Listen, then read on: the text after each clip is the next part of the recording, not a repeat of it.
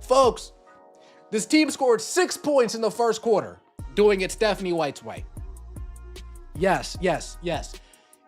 1, 2, 3, 4, 5, 6 points in the first quarter. They scored 3 points through 9 minutes and 30 seconds. Has Caitlin Clark finally realized that the only way to save the Indiana Fever franchise is to completely ignore her own head coach?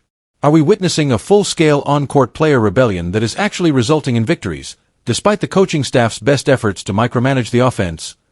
Welcome back to WNBA Time. Today, we have a victory to dissect, but do not let the win column fool you. If you think the drama in Indianapolis is over simply because the Fever managed to secure a victory against a struggling Phoenix Mercury team, you are not paying close enough attention to the actual game tape. We are about to break down a basketball game that exposed the deepest, darkest structural flaws of Stephanie White's offensive system. We are going to look at the undeniable statistical proof that Caitlin Clark is actively fighting a two-front war, one against the opposing defense and one against her own sideline. Let us begin by establishing the facts of the outcome. The Indiana Fever defeated the Phoenix Mercury, and the final result is clearly documented in the file you can reference named Image 5F7A5 PNG. Indiana 86, Phoenix 77. It is a 9-point victory on paper, but the story of how they arrived at those 86 points is absolutely terrifying for the long-term culture of this organization. We must talk about the horrific reality of the first quarter. Listen to the raw analysis of those opening 10 minutes. The Indiana Fever scored exactly 6 points in the first quarter. 6 points for a professional basketball team featuring the most prolific offensive collegiate player of all time. And why did they score 6 points? Because, as the analysis clearly points out, they were playing Stephanie White's way. They were walking the ball up the floor. They were slowly passing it around the perimeter without any penetration. They were executing the coach's deeply flawed, stagnant offensive sets.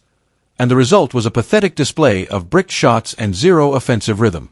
When a professional team scores 6 points in a quarter against a 5-12 team, we have to ask the ultimate leadership question. Is the coach completely unqualified to run a modern WNBA offense? But the story of this game is not the first quarter collapse. The story is the second quarter rebellion. And then the second quarter, Caitlin Clark said, "Oh, it's time to go rogue. Oh, it's time to do my own thing. Pull up, bang. Pull up, bang. Pull up, bang. Turn around, fade away, midi, bang.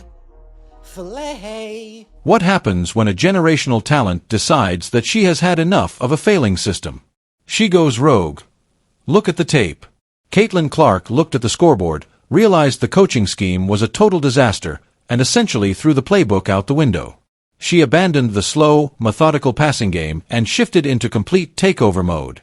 She started launching deep pull-up threes. She initiated the offense before the defense could set.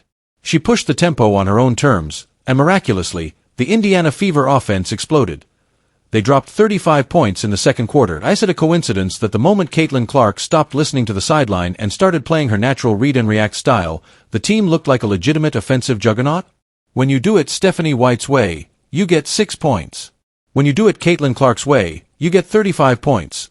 Does the front office need any more statistical proof that this coaching staff is actively holding the roster back? If you want the undeniable mathematical evidence of this individual brilliance, we must look at the detailed player statistics found in the file you can reference named. Caitlin Clark finished the game playing nearly 29 minutes. She dropped 24 points, shooting a highly efficient 8 for 17 from the floor, including 3 three-pointers. She orchestrated the offense brilliantly, handing out 9 assists. She finished with a plus 13 rating. But the most important number in this entire box score, the number that completely destroys the media narrative pushed by her own coach in previous weeks, is her turnover column. Caitlin Clark finished with exactly 3 turnovers. Let that sink in.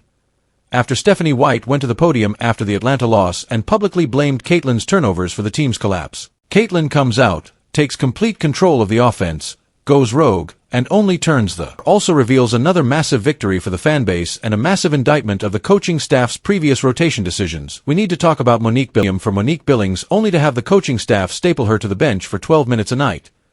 Well, against Phoenix, she finally got her minute on the line. And while we are discussing stubborn rotations and offensive production, we must address the glaring issue in the backcourt. We must talk about the deeply concerning volume of Kelsey Mitchell. On the Phoenix Mercury. Like, the only two players, you know what I mean? Take a look at the Indiana Fever.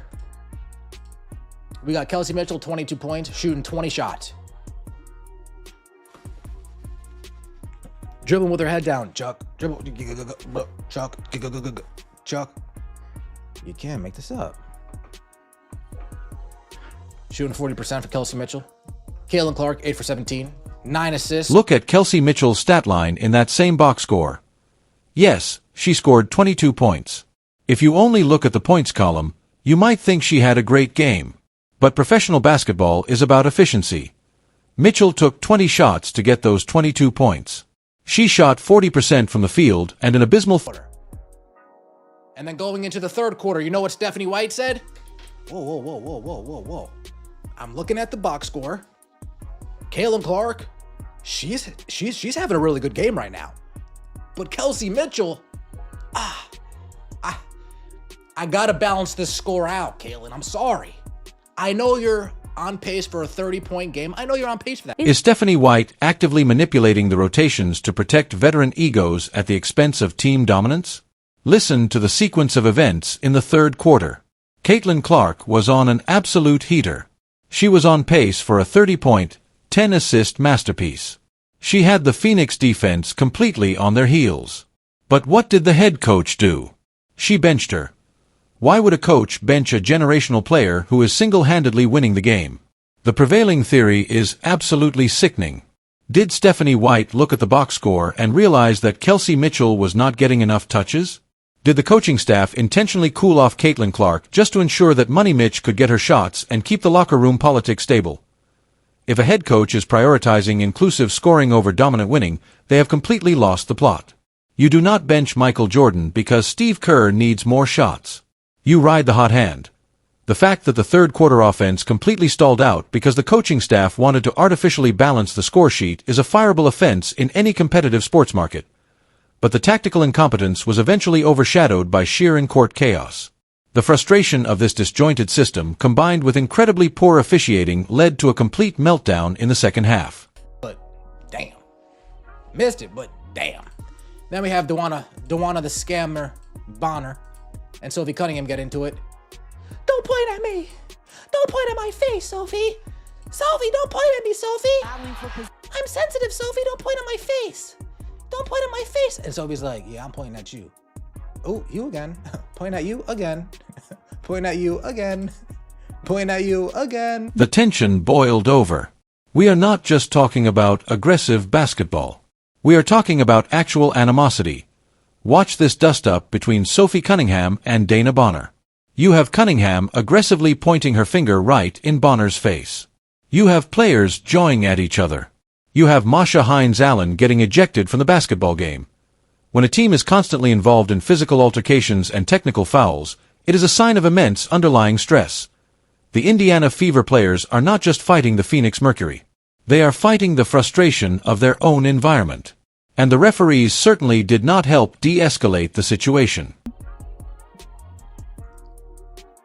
Caitlin Clark and Alyssa Thomas going for the ball. Alyssa Thomas throws an elbow. Caitlin Clark gets called for a foul. Going for the ball. Alyssa Thomas throws an elbow. Caitlin Clark gets called for the foul. If you take a look at this angle, it looks like she misses it. It looks like the elbow misses. But she still threw it. Again, the referees... Look at this sequence of absolute refereeing incompetence. Caitlin Clark and Alyssa Thomas are going for a loose ball. Alyssa Thomas, a veteran known for her extreme physicality, violently throws an elbow directly at Caitlin Clark. And who gets called for the foul? Caitlin Clark. When your rookie star is getting elbowed by veterans, and the referees are actively penalizing the rookie, the head coach must step in. Where was Stephanie White's technical foul? Where was the coach storming the court to protect her franchise player? We see Cheryl Reeve do it. We see Sandy Brondello do it, but Stephanie White remains incredibly passive while her players get beaten up and unjustly penalized. The second half of this basketball game was a complete disaster of flow. 10-minute reviews, flagrant fouls, ejections, and constant whistles. But through all that chaos, through the coaching sabotage, and through the physical pressure, Caitlin Clark managed to secure a victory. She refused to let her team lose. She went rogue. She took control. And she proved that when she is allowed to play her game, she is utterly unstoppable. But the Indiana Fever front office cannot view this win as validation for Stephanie White. This win happened in spite of the coaching staff, not because of them. When your team scores 6 points playing your system and 35 points when they actively ignore you, your system is dead. Thank you for tuning in to WNBA Pro. We have laid out the statistical proof and the undeniable video evidence. Now the question is passed to you. Did Caitlin Clark intentionally go rogue to save the game? Is Stephanie White actively trying to limit Clark's numbers to protect Kelsey Mitchell's ego? And does the dominant performance by Monique Billings prove that the coaching staff has no idea how to evaluate their own roster? Dive into the comments section below and let your voice be heard. Make sure to hit that like button, subscribe to the channel for the most fearless basketball analysis on the internet, and as always, keep reading between the lines. We will see you in the next one.